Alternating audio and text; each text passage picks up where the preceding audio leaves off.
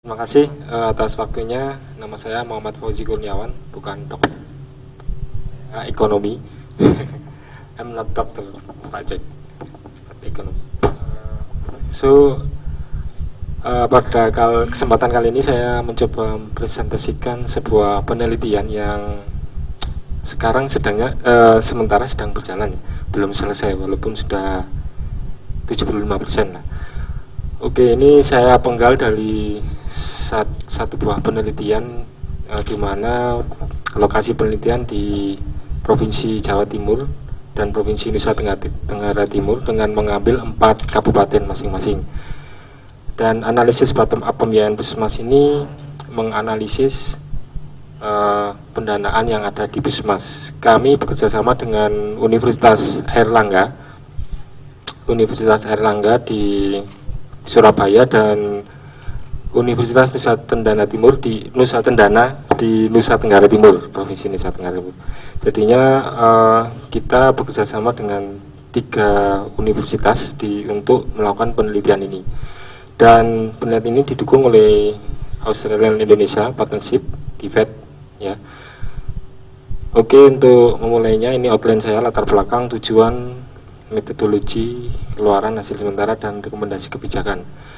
Latar belakang ini karena perkembangan desentralisasi di Indonesia yang sudah saat ini memasuki 12 tahun ya, hampir 13 tahun.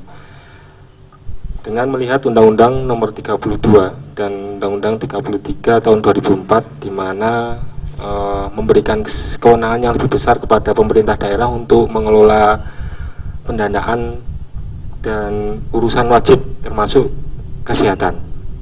Kemudian ternyata dengan desentralisasi pelaksanaan di daerah tidak banyak mengalami perkembangan, terutama dalam proses perencanaan, penganggaran, termasuk pendanaan kesehatan. Dan sampai saat ini belum banyak yang di beberapa daerah belum banyak mengalokasikan sampai 15% seperti kesepakatan bupati yang ada di Surabaya beberapa waktu yang lalu. Dan kalau kita tahu bahwa puskesmas merupakan ujung tombak pelayanan di masyarakat, terutama dalam upaya kesehatan masyarakat. Kita mencoba menghilangkan upaya kesehatan perorangan ya, karena pada saat ini sudah tercover banyak oleh jaminan kesehatan nasional. Tujuan penelitian ini adalah menelusuri mekanisme aliran dana sesuai kebijakan pembiayaan kesehatan yang sekarang ada di Indonesia ya, atau fund channelingnya seperti apa sebagai dampak desentralisasi. Kemudian lokasi penelitian di 4 kabupaten di masing-masing Provinsi Jawa Timur dan Provinsi Nusa Tenggara Timur. Analisisnya dengan menekankan urusan kesehatan ke pemerintah daerah dengan pendekatan bottom up. Metode kajian ini dengan kuantitatif dan kualitatif. Pengambilan datanya dengan memetakan mekanisme perencanaan penganggaran, kemudian yang dimulai dari level puskesmas sampai dengan level pemerintah pusat. Tapi kita coba pada penelitian ini kita coba dari bawah ya. Dan dananya dana APBD dan APBN. Kalau APBD dari DAU, DAK, DPH dan PAD, sebenarnya ini kurang PAD, dan dana APBN. Dana APBN ini yang masuk ke puskesmas, POK, dana POK, jam kesmas dan jam persal. Kemudian kita coba dengan menganalisis dengan bandingkan dengan regulasi pendanaan kesehatan dari proses perencanaan, penganggaran sampai realisasinya dari tingkat daerah dan pemerintah pusat pada tahun 2011 dan 2012. Untuk manfaatnya adalah teridentifikasinya faktor-faktor yang menghambat dan memperlancar aliran dana untuk puskesmas yang efektif dan tepat waktu. Dan ini berfungsi sebagai apakah ada perubahan penting di puskesmas dengan adanya dana-dana ini dan bagaimana kualitas pelayanan kesehatannya. Ini saya tunjukkan, ini adalah alur perencanaan yang secara normatif ada di Undang-Undang 17 tahun 2003 dan Undang-Undang 25 tahun 2004 mengenai keuangan negara dan mengenai perencanaan sistem perencanaan nasional. Dan di sini kalau kita lihat bahwa ini adalah integrasi perencanaan di tingkat daerah dan tingkat daerah dan tingkat pusat. Tapi apakah integrasi itu terjadi sekarang? Itu akan kita tunjukkan di penelitian selanjutnya. Tapi bagaimana dengan yang ada di tingkat bawah atau kita lihat di tingkat puskesmas?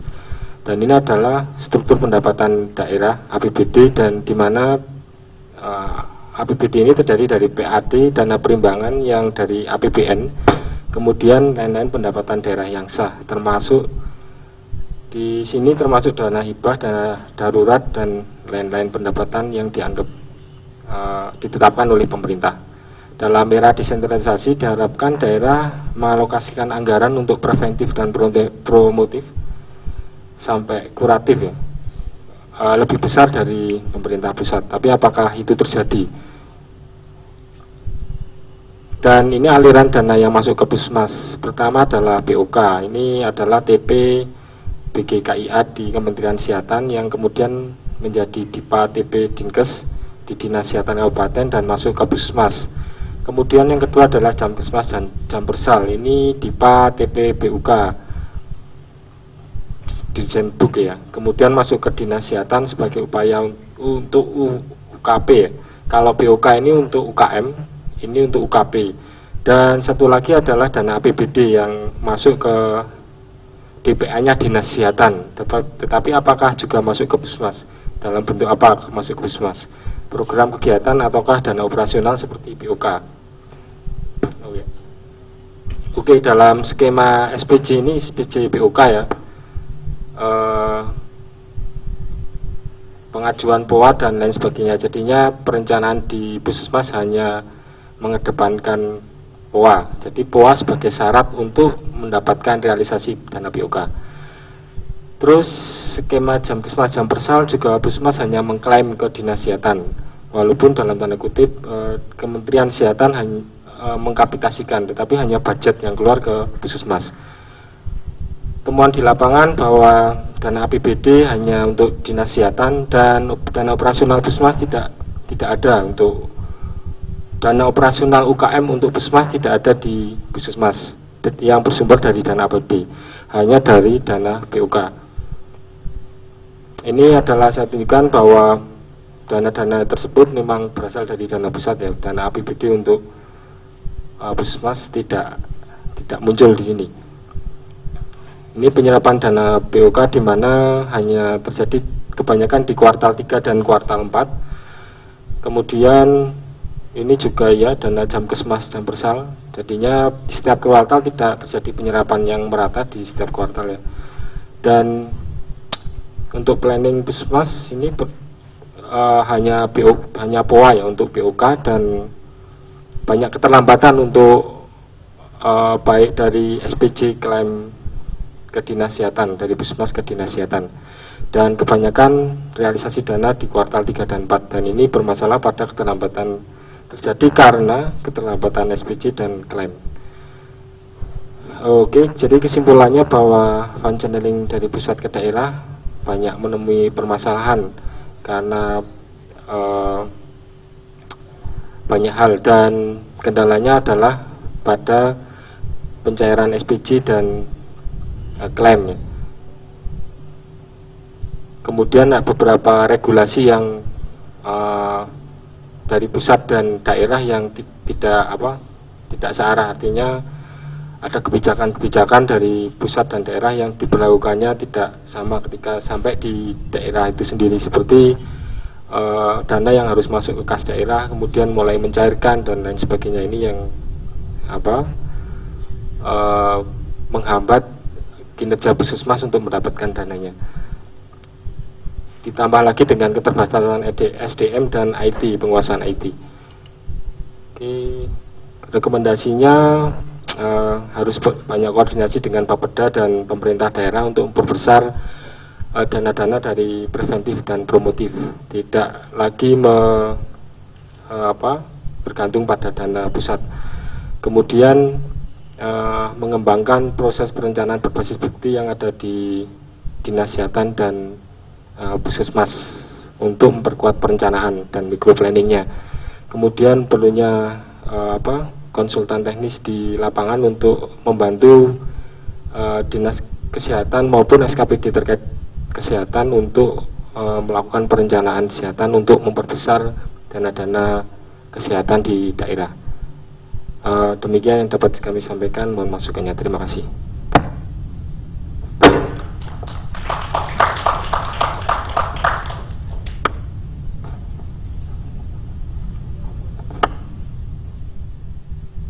Jadi pengumpulan datanya ya.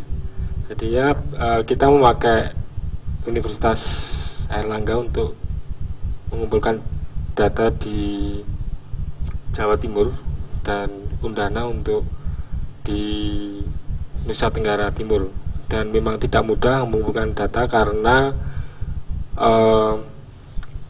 berkenaan dengan data keuangan dan sangat sensitif ya, isu yang sangat sensitif, dan beberapa hal yang menjadi penghambat adalah berkenaan dengan surat izin yang lama, dan kalau di NTT memang terkendala banyak karena geografis, kesulitan kita di Puskesmas banyak kendala geografis dan dokumen yang tidak tercatat dengan baik, dan ini yang menjadi constraint kita.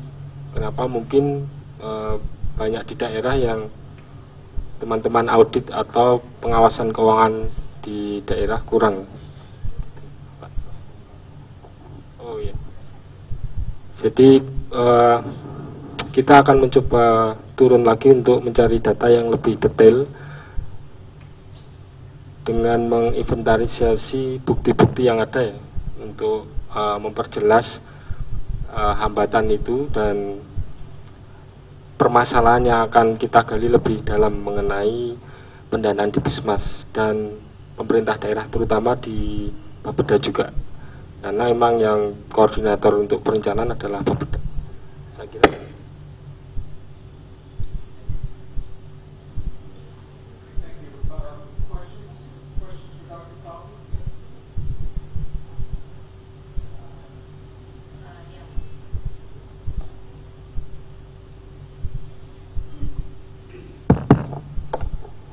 ya, terima kasih.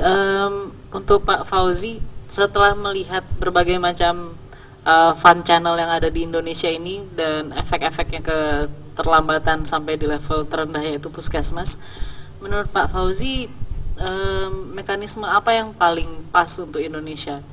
Maksud saya, apakah kita perlu semua fund channel ini atau kita perlu satu aja ke semua level, dan dari tingkat mana itu sebaiknya, apakah pusat, OPBD, atau bagaimana Pak menurut Bapak setelah penelitian ini? Terima kasih. terima kasih. Jadi karena kalau langsung ke Puskesmas ke daerah itu tergantung SDM-nya. Karena kita desentralisasi, maka dana-dana itu dari APBD atau dari tingkat daerah untuk menggali lebih dalam potensi yang ada di daerah. Dan ketika pusat ingin membantu daerah, maka harusnya lewat mekanisme fund channeling asas desentralisasi atau perimbangan. Jadinya pusat tidak susah-susah untuk melakukan pengawasan karena sudah ada undang-undang yang mengatur kewenangan pemerintah pusat dan kewenangan pemerintah daerah sampai di mana. Gitu. Terima kasih.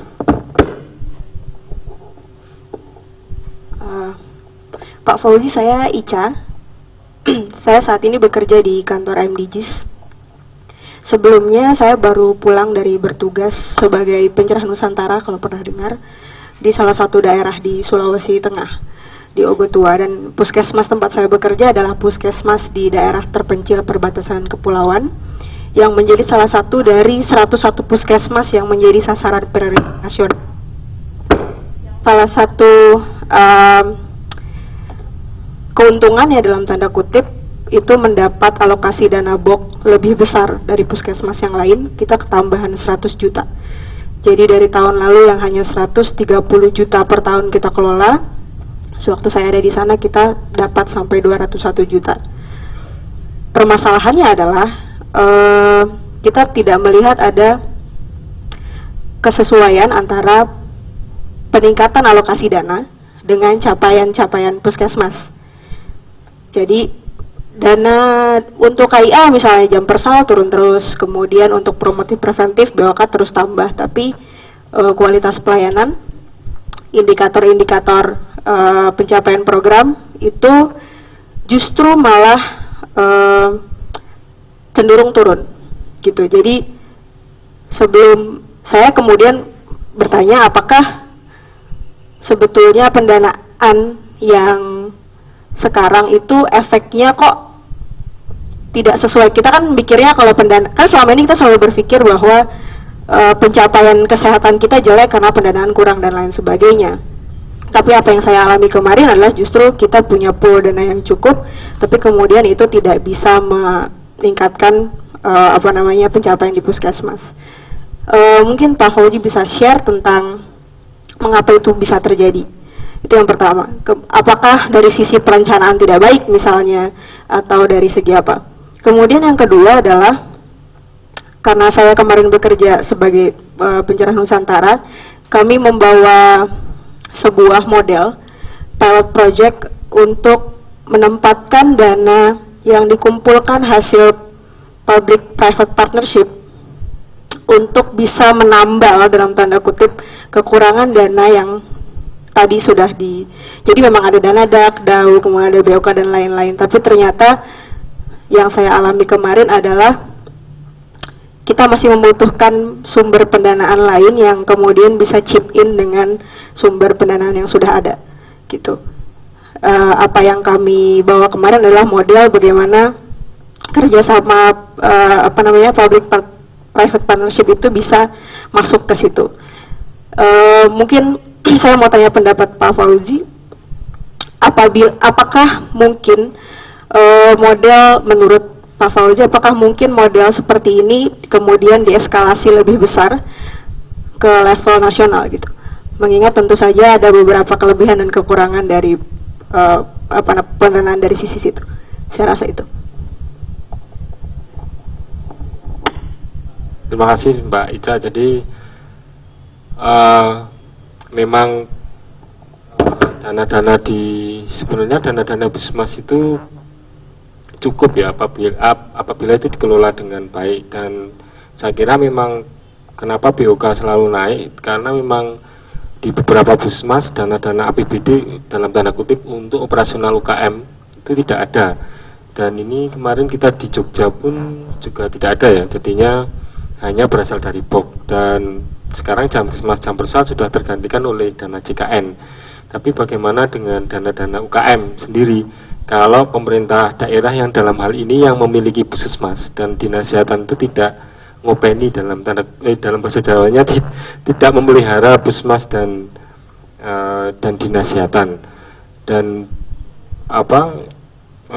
memang harusnya memang dalam sekarang posisinya BOK masih dalam regulasi memang dititipkan melalui TP ya, tugas pembantuan yang seharusnya memang untuk fisik, tidak untuk operasional. Tapi memang sekarang masih dicari apakah itu akan masuk DAK atau masuk fund channeling yang lain namanya, tetapi mungkin kita tidak tahu ya apa itu. Dan saya kira memang dana puskesmas itu harus dikelola oleh SDM yang berkualitas dengan kapasitas yang memadai. Tapi sekarang bagaimana? Perencanaan itu hanya POA dan kita tidak tahu kualitas perencanaan puskesmas seperti apa.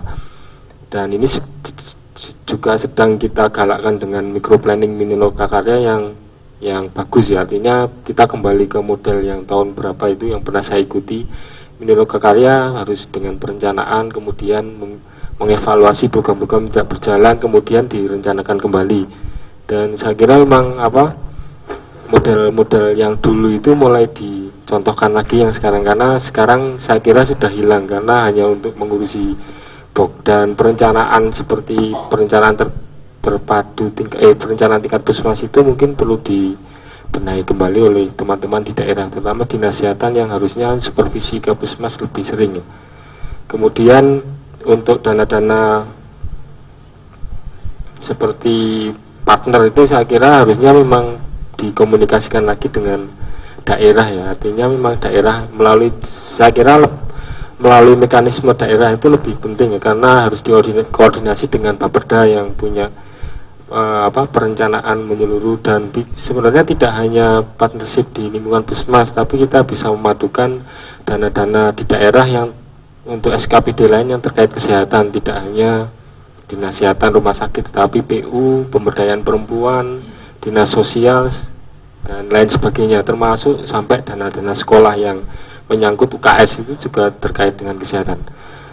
Saya kira seperti itu.